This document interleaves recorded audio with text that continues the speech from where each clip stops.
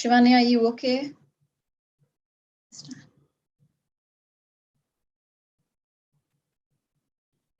We could. Okay. I'm sorry if I should not be speaking in between. We are only two of us really, but I'm very sure a lot of people follow your video, Darby. I know that. It's the time thing. So yeah, it could be anything. It's maybe not time. It could be anything at all. right. And yes, well, let's continue. Right. And then there are late joiners, so they'll come a little later. Right.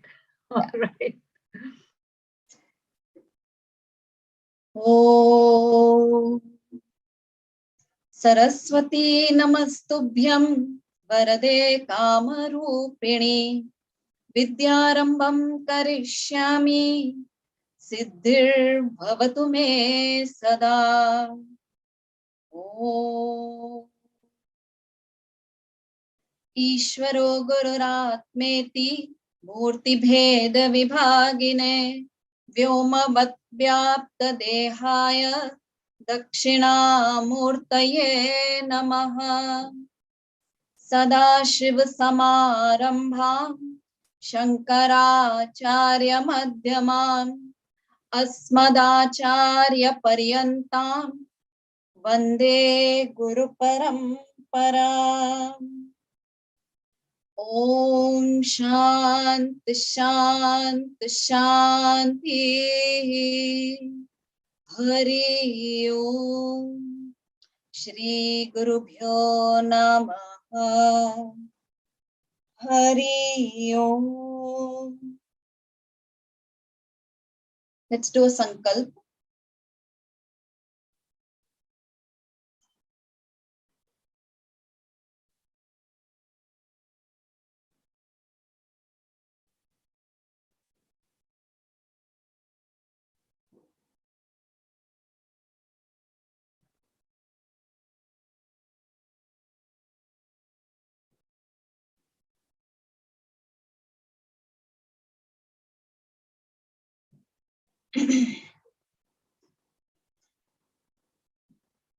So namaste everybody.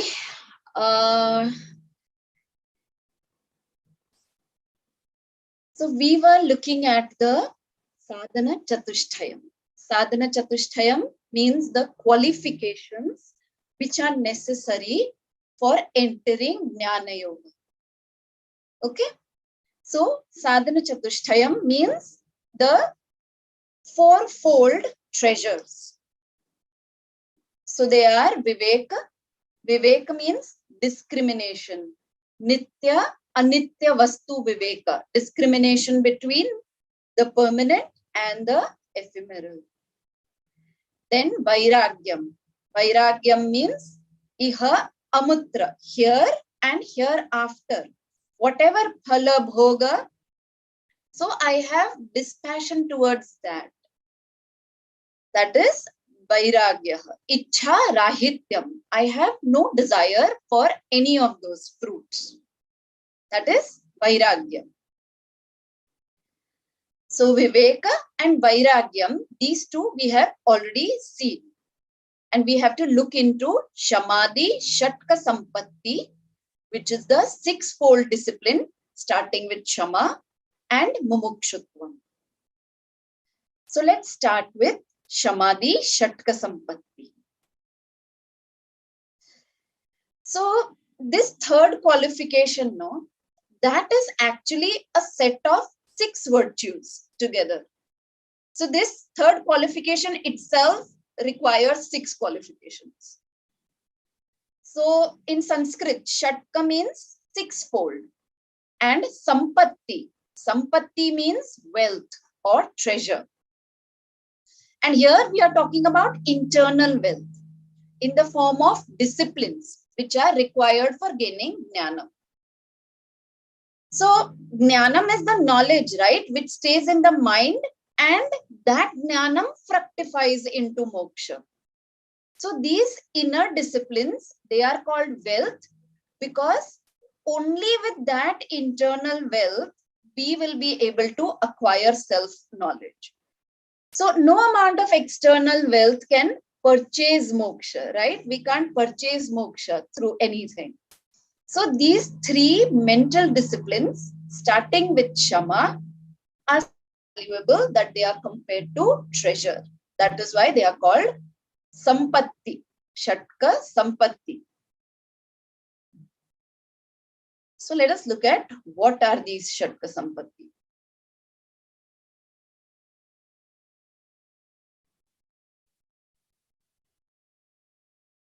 Can you see the screen? So the Shatka Sampatti, it includes Shama. So we say only that Shamadi Shatka Sampatti. So Shama Adi, Shama, etc. Starting with Shama, the six-fold treasure. So they are Shama. Shama means Manonigraha. Then Dama. Then Uparama. Then Titiksha. We've already seen Titiksha, right? Then Shraddha and Samadhanam. So these six, they include personal discipline or self-management. So before we manage others, before we manage anyone, say our family, our staff, our company, our nation. So before managing anything else, self-management or self-mastery is important. So this six-fold discipline. So let us look into them in detail. Let's start with Shama. So Shama in Sanskrit, it means the definition given by Tattvabodha is Manonigraha. So Shama literally means tranquility. Tranquility and mastery over the mind. It means the ability to calm the mind and bring the mind where you want it to be. The ability to withdraw the mind at our will and not going where the mind takes us. So say if we are listening to the class, then we should be able to bring the mind to the class and not let it wander in the kitchen or office or other screens or anything like that. So at some place, Swamiji gives this very nice example, very relatable, which makes this all these Shatka Sampattis very clear. So he gives this example of a lady. So that lady has gone to visit a friend. And along with that lady, her little toddler has also gone. Now, this mother, this lady, she is wanting to sit and chat with the friend. But the child is just not ready to sit in her lap. The child is seeing something or the other in the friend's house and walking away from her lap means the child is getting distracted by everything in the house, everything in the room. So now what is happening? The mother has to again and again lovingly bring the child back to her lap so that the child doesn't break anything in the friend's house or doesn't hurt himself. So this is the example we have to remember, because our mind is like that child. It will keep running away. That is the nature of the mind. That is how it is designed. And we have to very patiently, very lovingly, like the mother, we have to bring it back again and again, bring it back to where we wanted to focus. And this bringing back is called Shama or Manonigraha, mastering the mind. It is not controlling or suppressing the mind. Okay, it is not suppressing the mind at all. It is not like angrily scolding the child and tying the child up in one place to make it sit in one place. That is not what we have to do with the mind. It is just lovingly and patiently bringing the child back to our lap again and again. So it is bringing the mind back every single time that it gets distracted, that it starts wandering around every single time without getting frustrated, without giving up, without even starting to enjoy that ride where the mind is taking you. So that is a tendency. We really enjoy. The mind takes us to fancy places, right? So we really enjoy going on that ride. So without getting involved in that ride again and again, bringing it back. And this discipline that we are talking about, the mano nigraha, that discipline of the mind, it should be done through abhyasa. Abhyasa means practice. So Arjun, whom we consider the brand ambassador for focus and concentration, right? So such a person himself, he tells Krishna that the mind is like the wind and it is very, very difficult to control. So he chants this verse. Chanchalam hi manak Krishna pramathi balavadridam tasyaham nigraham manye vayoriva sudushkaram. So he says that, oh Krishna, this mind is very restless. It is turbulent. I mean, Arjun, right? Who is the considered the epitome of concentration and focus. He is saying this, that the mind is very restless. It is turbulent and it is strongly doing that. It is strong. It is unyielding. So I'm finding it very difficult to control the mind, as difficult as it is to control the wind. So Krishna totally agrees with him. And he says that asanshayam. He says, asamshayam mahabaho mano durnigraham chalam abhyasena tu kaunteya vairagyena cha gruhyate. Means he totally agrees with Arjun. Krishna says there's absolutely no doubt that the mind is very difficult to control and it is very restless, but only by practice, abhyasena and vairagyena. We've already seen vairagya. Only through practice and through dispassion, this mind can be restrained. So that is the method that Krishna gives to restrain the mind, to get this mano nigraha.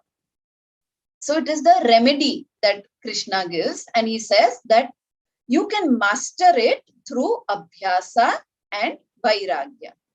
So abhyasa means practice. Practice of getting the mind back every time it goes away from the object of focus. And the second remedy Krishna gives is vairagya, dispassion. Means, see, if the child is not interested only in the things around, in that friend's house, okay, only because the child is interested, the child is curious, the child wants to go. If the child is totally dispassionate about everything around and he finds more value in sitting on mom's lap, Shanti said, then the child will not leave the mom's lap, right? So through viveka and dosha darshanam, through these two things, remember viveka means discrimination, nitya anitya vastu viveka, and through dosha darshanam means looking at the negative, the cons in all the things that you are attached to. So through viveka and dosha darshanam, we can see this temporariness and futility in all the things that distract us. And that's how we can gain vairagya, which helps us to bring the mind where we want it to be. Correct? So the key is through viveka and dosha darshanam, get vairagya. And through vairagya and practice, abhyasa, of getting the mind back to where you want it to focus again and again, by doing that, you can get this manonigraha. You can gain shama. You can bring the mind where you want it to be. And without this focus, and by going after all the distractions, it is impossible to attain any goal. So manonigraha or shama, that is the first discipline. Okay. So out of the Shatka Sampatti, we have seen Shama, which is the first discipline. Now, the second one is Dama. So Dama, Tattvabodha says, Dama means Chakshuradi Bahya Indriya Nigraha. This is the Sanskrit definition given by Tattvabodha.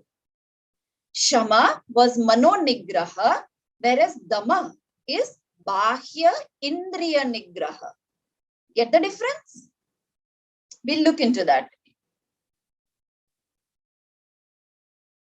So here Dama, it is tranquility and mastery of the bahya indriya, means the sense organs.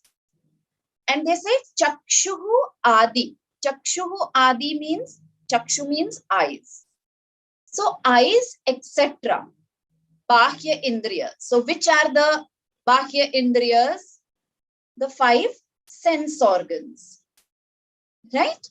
The 5 sense organs of knowledge. The jnana indriyas, starting with eyes. So it means ears, skin, eyes, tongue, and nose. So Bahya Indriya points out that all our sense organs are externally facing. They face outwards and they receive information. They receive stimuli from outside and they send that information to the mind. And because of being externally oriented, they are constantly receiving stimuli, from the external world. Sense objects. We are constantly hearing different kind of sounds. We are getting different kind of visions. We all sorts of stimuli from all these 5 types of sense objects. And these stimuli, they always keep these 5 sense organs active and excited. So they are always alive. They are always active, excited, because constantly we are receiving stimuli from outside, information from outside. So the first step should be to calm the excited organs. We have to calm these sense organs down. So, for example, say we are sitting in the class and in the neighbor's kitchen, something really tasty, something flavorful is getting cooked, okay? And the smell is all over the building, maybe some cookies or cake or whatever. The smell is all over the building. So obviously your nose, your sense of smell is getting excited by that delicious smell. And because of that, the senses which are running outward, the mind will also keep running outward. Because your nose is getting associated with that sense object, your mind will also be associated over there, right? Remember the horses. If the horses are going that side, the ratha will also want to go like in those sides, right? Or if you're studying or doing japa and in the next room your favorite movie is playing, your ears will constantly go there.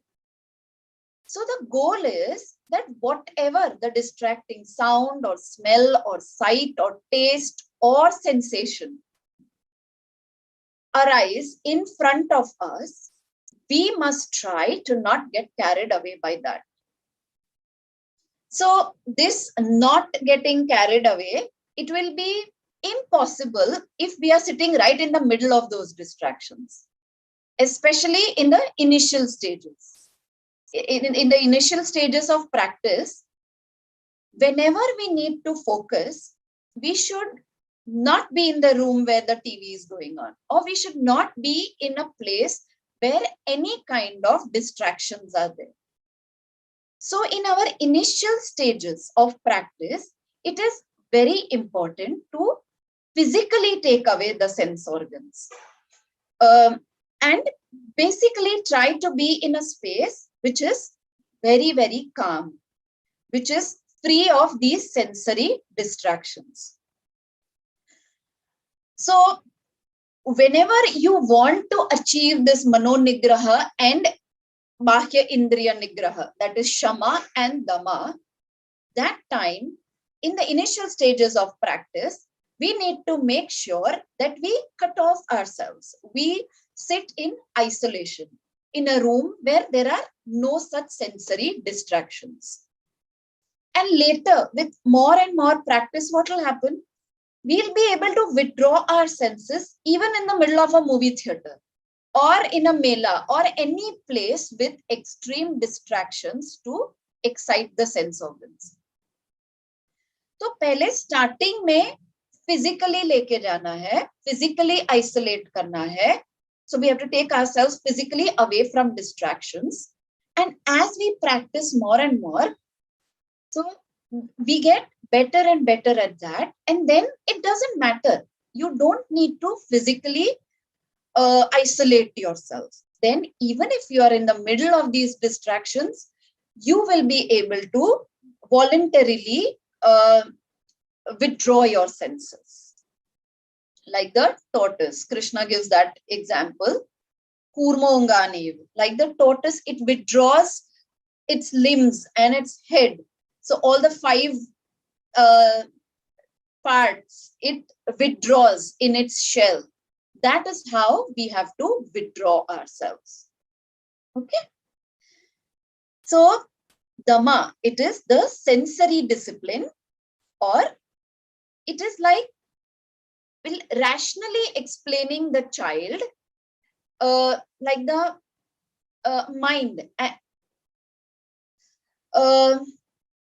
So the mind has to rationally, the buddhi has to rationally explain the childlike mind that it has to have a dialogue that yahan nahi jana hai, yahan nahi jana hai, like that. Let that dialogue be there.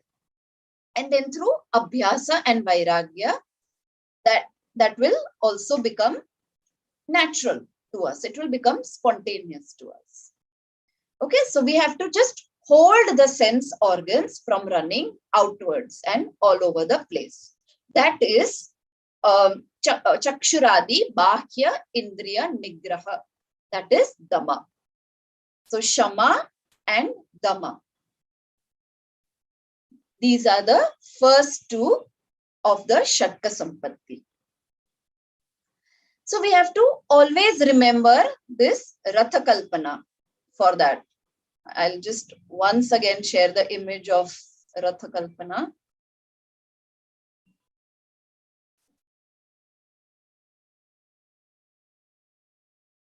Here. So always remember this Ratha Kalpana. Body is the Ratha, Jivatma, the embodied Atma, that is the owner, the Rathin.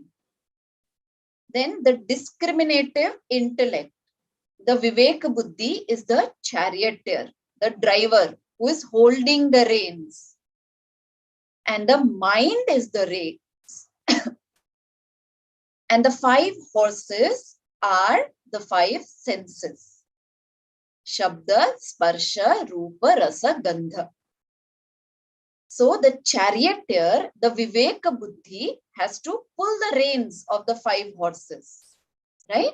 And not let them go behind the sense objects, but make sure to keep them on the path towards our destination. This Ratha Kalpana, this imagery should always be there in our mind. That will help us practice Shama and Dama. Okay? So Nitya Anitya Vastu Viveka leads to Vairagya, that is dispassion. Viveka means discrimination. Nitya anitya vastu viveka leads to vairagya, and then practice and vairagya, that will lead to manonigraha, mastering the mind, which is Shama. And then that disciplined mind, that disciplined minds means what? Tightly pulled reins, right? The reins are tightly pulled. So that disciplined mind then indirectly will bring the sense organs under discipline. So you understand the whole chronology. Viveka leading to vairagya, vairagya and abhyasa leading to manonigraha, and manonigraha leading to bahya indriya nigraha.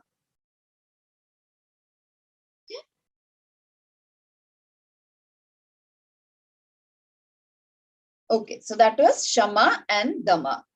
Now, the third Shatka Sampatti, that is Uparama. Shama, Dama, Uparama. Try and by heart these, okay? Because these qualifications are very important for a seeker. For a student of Vedanta, it is important to gain these qualifications. And for that, you need to memorize them also, no? That what is your goal, what you have to gain. So Shama, Dama, Uparama. Uparama, the definition given by Tattva Bodha is Swadharma Anushtanam Iva. Swadharma Anushtanam Iva.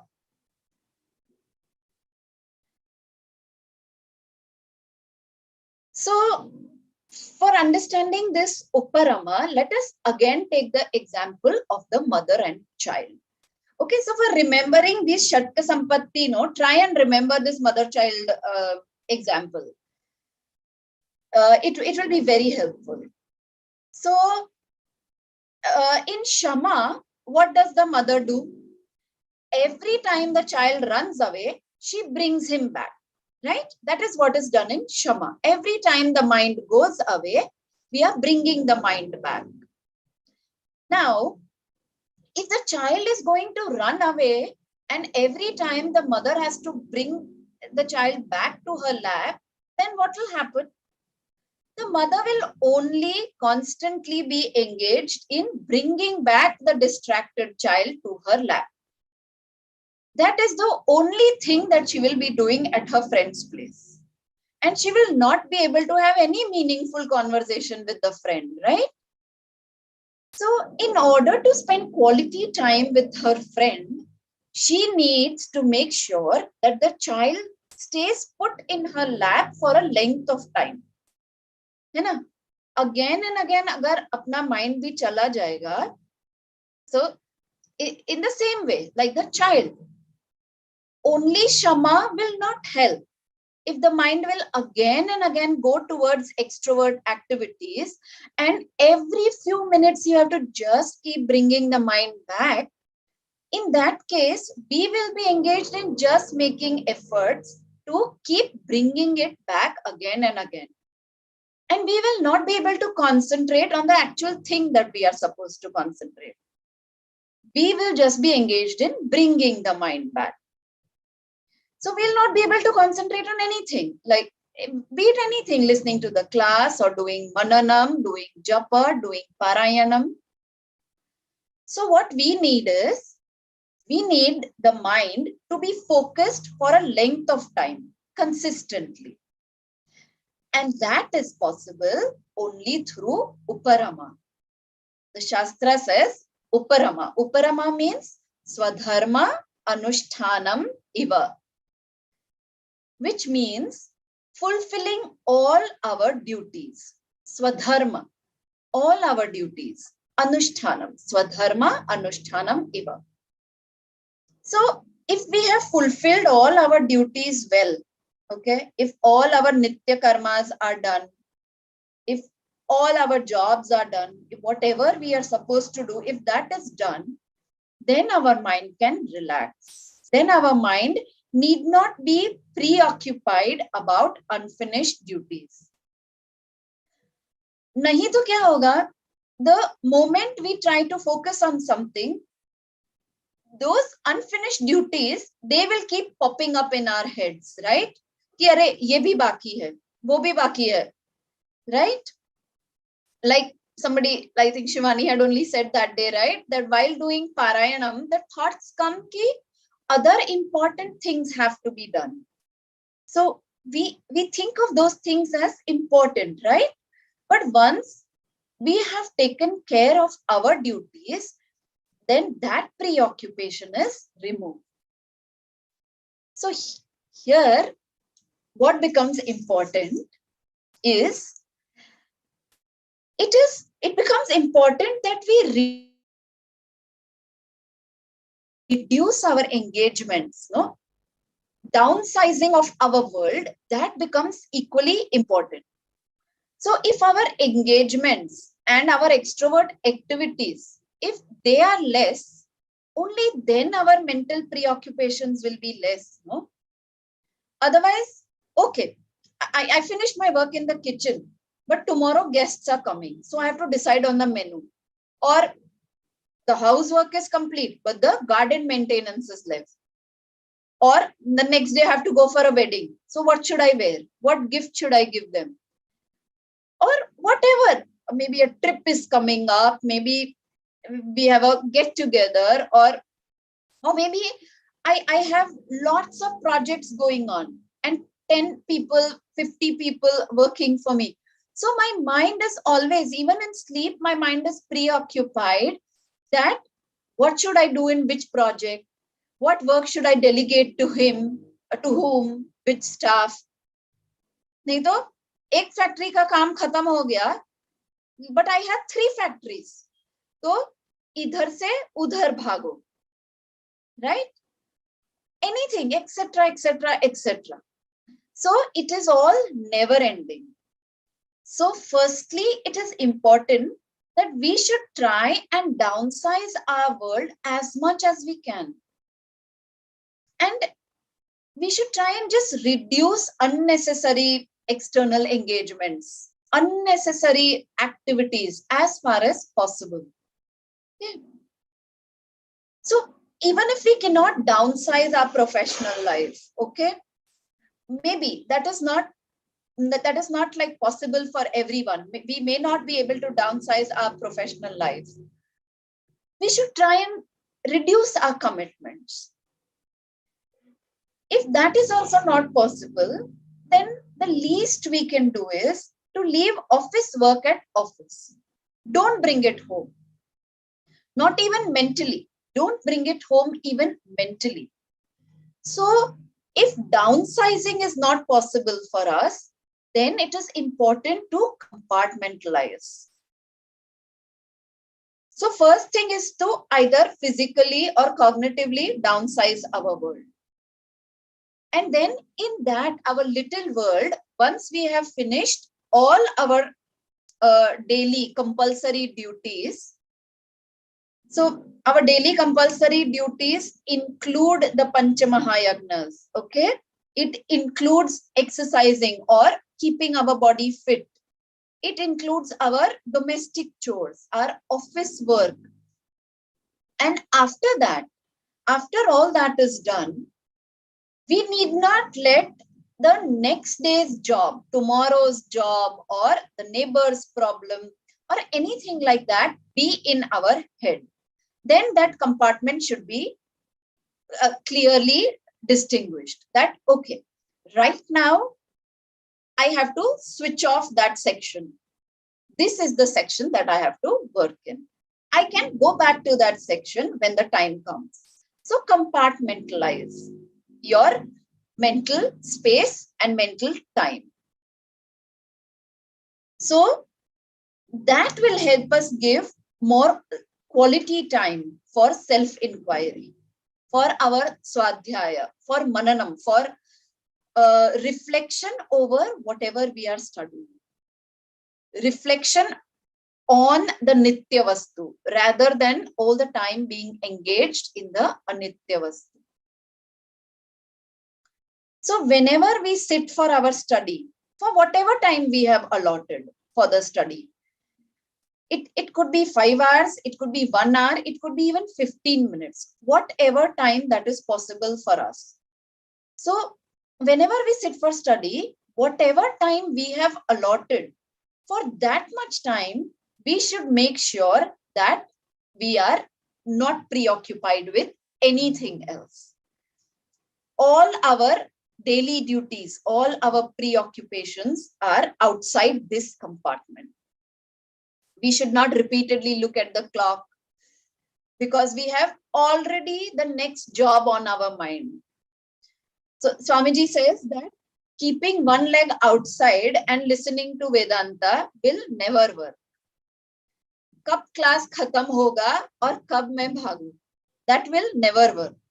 So whenever we are doing our study or listening, Shravanam, listening to a class or doing our studies, it is important that we have a relaxed, stress-free pursuit. So Uparama means finding that quality time without preoccupations and reduction of extroverted pursuits. Remember the baby's example, okay? That's how I remember it.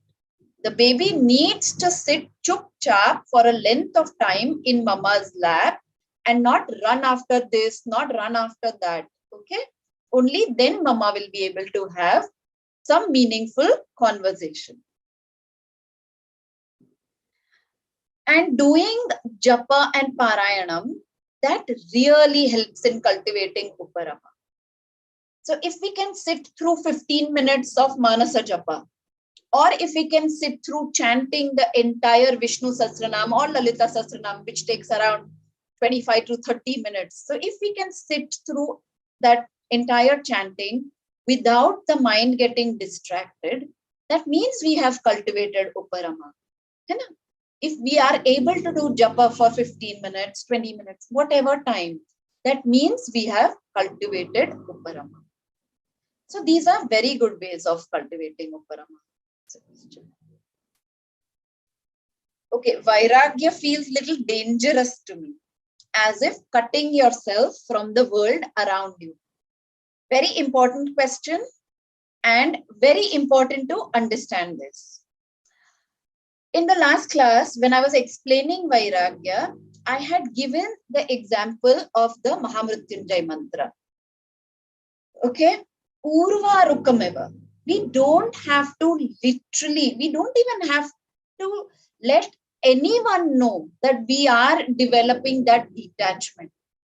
It is a cognitive exercise. Physically, no one should even come to know about it. So that's how they say, Urva Rukameva Bandhanat Mrityor Mukshiyamamritat. Means like the melon, Urva Rukam.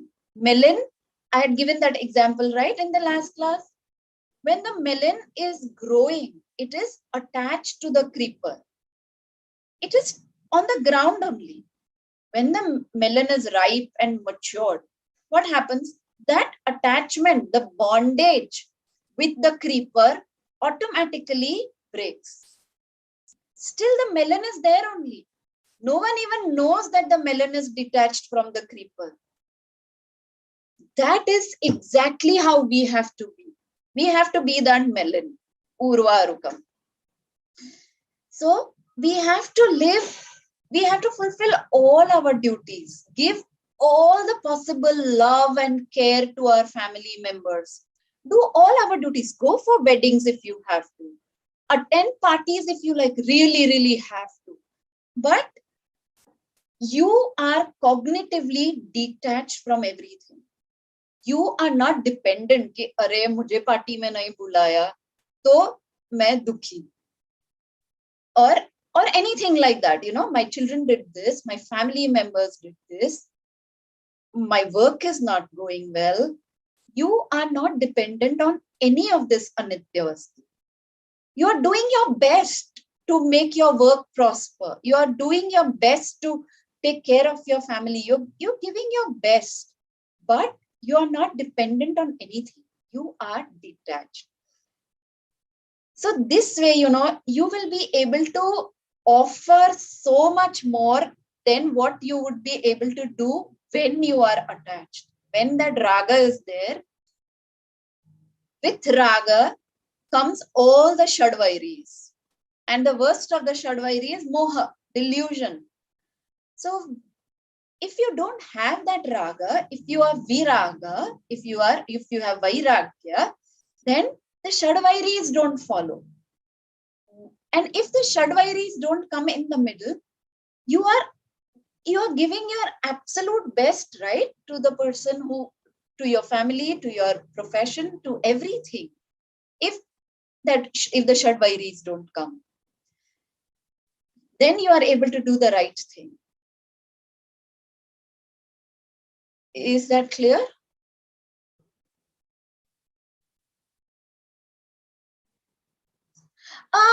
Yeah, difficult. Why difficult? The only reason for it to be difficult is our habitual pattern, nothing else. For so many, not even so many years, but for so many janmas, we have been habituated to that raga, no? So the only thing that we have to do is that practice. So that is why practice that, okay, this is an anitya vastu. This is the nitya vastu. That practice alone will make a new habitual pattern, which will be the correct habitual pattern. So it is just a little effort, baby steps from our side.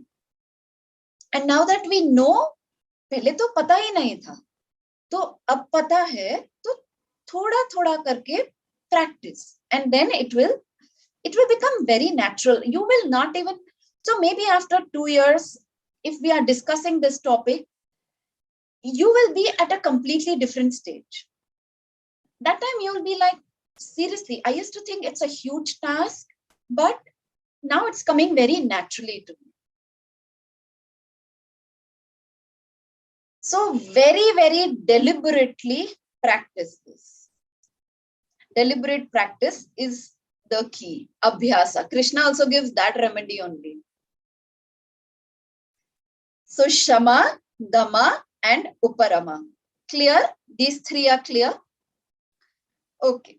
Now, Titiksha, our favorite. We've seen it in so much detail already. So, Titiksha, the definition given by Tattva Bodha is Shita Ushna. Shita means cold. Ushna means heat. Thandi, garmi. Shita Ushna Sukha Dukkha. Shita Ushna Sukha Dukkha Adi, etc. Sahishnutvam. Means sahanshilta towards all the pairs of opposites that keep coming in our lives. Titiksha. And 𝐕𝐵𝐾𝐝 gives a definition which I like better. It's like my favorite definition. Sahanam sarva dukkhanam apratikara purvakam chinta vilaparahitam. That is Titiksha. That is given by, this definition is given by 𝐕𝐵𝐾𝐝, Shankaracharya.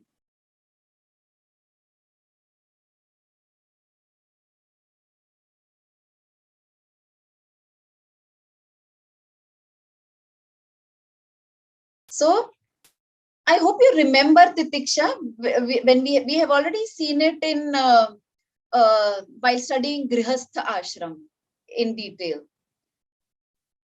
So I know all of you remember it. I will just briefly remind you, okay?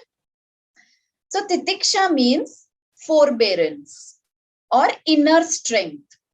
It is a mental toughness. A toughness to withstand all forms of challenges in life. It means developing a mental toughness to endure all that our prarabdha, all the karma phalas that are being offered to us.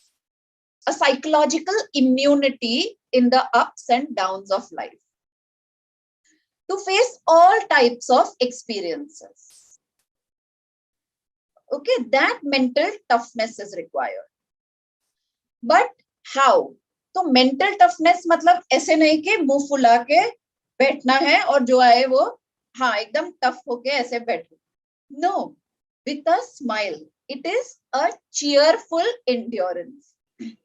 That is why Shankaracharya specifically says, apratikara purvakam chinta vilaparahitam. Apratikara purvakam means without resistance. You don't resist it, accept it. It's my karma phala, it is coming to me. And chinta vilaparahitam means without whining about it, without complaining, without cribbing, without any form of resistance. And this inner strength, it is very important for a sadhaka. Because our life, no, it is actually a continuous stream of experience. Experiences in the form of these opposites only. Favorable or unfavorable experiences. At all levels, you have this pair of opposites going on, coming. So at the physical level, we may have like heat, cold, or we may have some kind of pain or comfort. Then at the emotional level, hunger, at the pranic level, like hunger, thirst, and at the emotional level, pleasure, pain, joy, sorrow.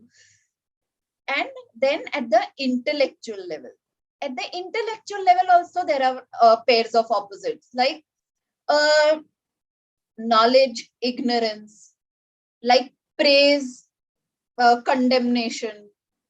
So there are these pairs of opposites all the time. We keep on experiencing them all the time.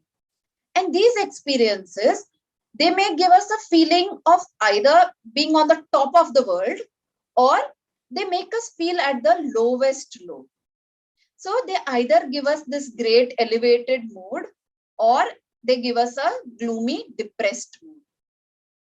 So in such cases, most of the time, we are not able to take things in its stride, right? We are not able to take things calmly without being affected by them. And the effects of these experiences, they actually put us on a roller coaster. So even the favorable things, right? They come with a potential sorrow. Shastra calls them dukkha yoni only. Because the favorable things, they come with a potential sorrow. The potential sorrow is that they are going to come to an end. That is the biggest potential sorrow. They are not going to be there forever. So when they end, they are going to make us sad and depressed. And the unfavorable things, they directly disturb us so much. And for them, we even tend to blame everything, all the external agencies. We blame our stars. We blame our Janma Patrika or society or people. But a person who is trained in Titiksha, that person accepts good and bad situations with equanimity and poise. Shita Ushna Sukha Dukkha Sahishnutvam. With no resistance, no blaming, no complaining. When things go wrong, he cheerfully accepts them. And not only does this person, a person who is practicing Titiksha, that person not only accepts unfavorable situations cheerfully, but he might also go one step further and he might find out what went wrong. And he might correct that thing without blaming others, without complaining about it, without cribbing. He thanks God even in that unfavorable situation for the learning that he receives, for giving him the strength for enduring, for cheerfully enduring the situation.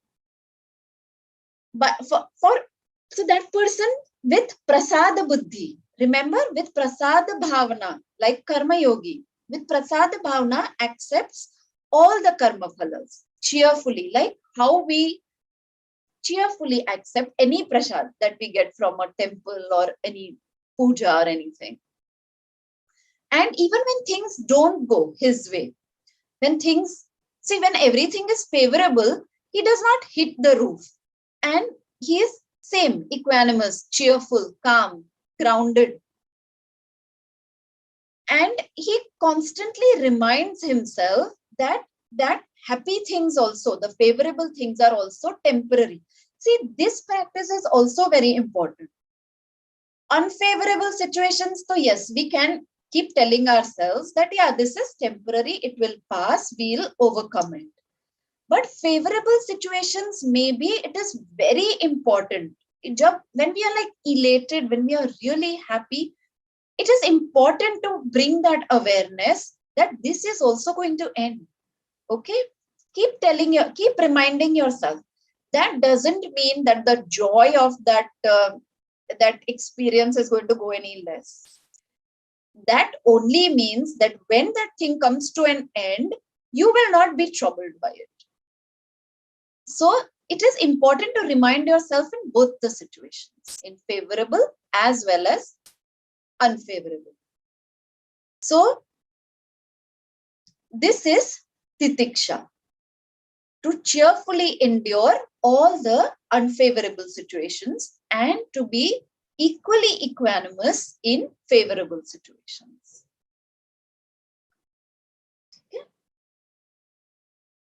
So, yes.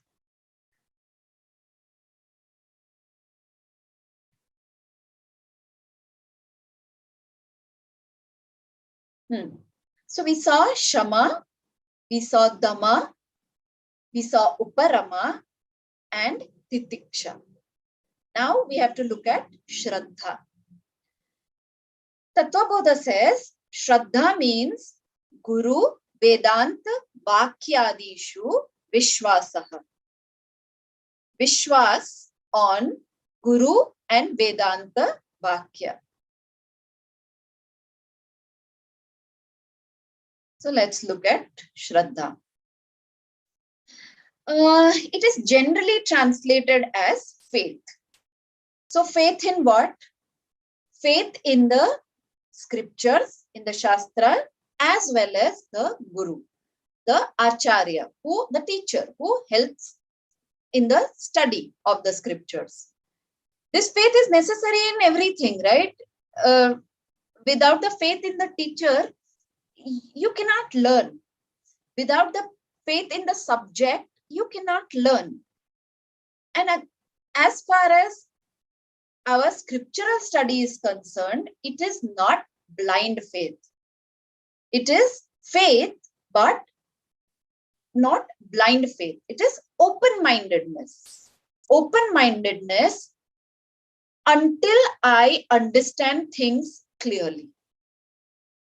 Okay, I absorb, I am open-minded, I'm ready to accept, I'm ready to listen, I'm ready to understand till I get things clearly. So it should not be a critical approach. A non-critical, open-minded approach means giving the benefit of doubt to the teacher and giving the benefit of doubt to the scriptures until I understand. So that humility, that is a part of Shraddha. Shraddha also involves freedom from intellectual arrogance. I know it all. So such a person, this kind of a person, they question the Guru not to learn or not to clarify their doubts. They question the Guru to show their intellectual authority. A lot of times we come across those kind of people, right? So this kind of Guru ko kuch nahi farak padta hai.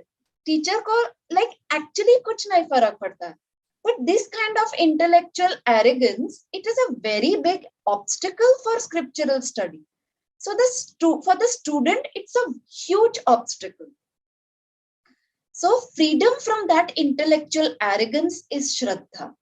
It is one of the qualification for gaining jnanam. Means you know that how important it is, right? Without this qualification, jnanam is not possible. So the idea is to approach the Guru like an empty teacup. So there is this beautiful Japanese Zen story. So usme a person, he goes to a very famous Zen master because he wants to become his disciple. Now, this person who wants to become the student, he is very intelligent and very, very well informed. Okay. And the problem with intelligent and informed people is that, firstly, either they can have this arrogance, this intellectual arrogance that meko sab malum hai. So I know everything. So like a lot of us, their mind is always filled with this preconceived notions, these ideas which we have all picked up on our journey of this life or many other previous lives also. So many different ideas that we had. Like somebody in one of my classes, she was asking me that if I study Gita in our course and then if I follow my religion, that means I'm unfaithful to both. So I don't want to do it. So it's such a wrong notion. And because of that wrong notion, she is missing on so much of study, so much of actual jnanam. There are so many such ideas, like so many wrong notions we had about Ishvara, what is God, about this Srishti. So that's how most of our minds are. They are full of either wrong or incomplete understanding. So when this intelligent student, when he went to the master and he asked that, oh master, will you please accept me as your disciple? The master did not say anything. He did not say yes or no. Instead, he got an already full teacup. He got a teacup full to the brim with tea. He put it in front of the student and he started pouring more tea into it from the kettle. Now this cup was already full. So what was happening? It was poured into it from the kettle. All the tea was just falling out of the already full teacup. Now this student was very intelligent. So he understood what the master was trying to say. We can't pour anything more in an already full teacup. So we need to go to a guru with an empty teacup. Only then the guru will be able to pour knowledge into it, no? So instead of this intellectual arrogance, we should have intellectual honesty. See, we need not completely reject our notions, but we can keep them on the side for now. We can park them in a safe place and listen, try to understand. Okay. And then if we feel that, okay, now I think my previous notions were wrong, my previous understanding was wrong. So wo honesty hona chahiye ki yes, now I can safely reject those ideas and I can accept the new ideas. And in case if you still feel that your previous ideas, you are more comfortable with them, then very good. Be with them, no problem with that. But give this chance, give this benefit of doubt to the person whom you are learning from and to the Vedas, the scriptures. So before coming to the Guru and Vedanta, we may have certain beliefs, but after learning and validating it through our inquiry, through our logical analysis, and also through the experiences that we get, Shruti, Yukti, and Anubhava. We always say no blind faith. You cross-check with these three things: inquiry, logical analysis, and the experiences. After that, we must be able to give up our old wrong beliefs and accept the new understanding without any inhibitions. And as we said earlier in our class, that without having faith, we can't even reach office from home. So for reaching any goal, faith on the guide, on the driver, on the pilot is very important. So if we have doubt on the scriptures, doubt on the teacher, we cannot gain any knowledge. So Shraddha is considered a prerequisite for gaining knowledge. So with this, we finish 5 of the Shamadi Shatka Sampatti. Shama, that is Mano Nigraha. Dama, that is Bahya Indriya Nigraha. Then Uparama. Uparama means Swadharma Anushtanam. That will free the mind from preoccupations and let the baby sit in mama's lap for a long length of time. So Shama, Dama, Uparama, Titiksha. Titiksha means Shitoshna Sukha Dukkha Adi Sahishnutvam. And Shraddha. Shraddha means Guru Vedanta Vakyeshu Vishwasaha. Okay, we will look at the 6th discipline in the next class. We'll finish the Sadhana Chatushtthayam in the next class. Okay, this is the 3rd of the Sadhana Chatushtthayam that we are looking at. Just to give you an overview where we are. Okay. Any questions? Any doubts?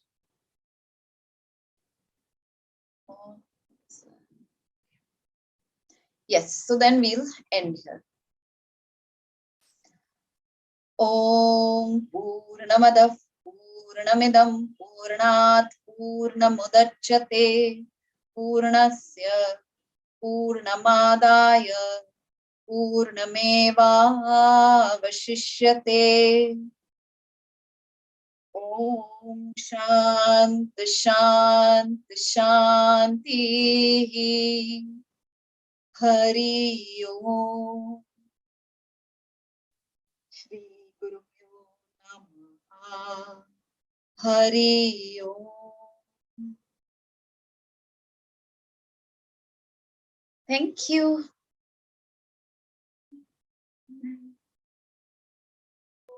Thank you.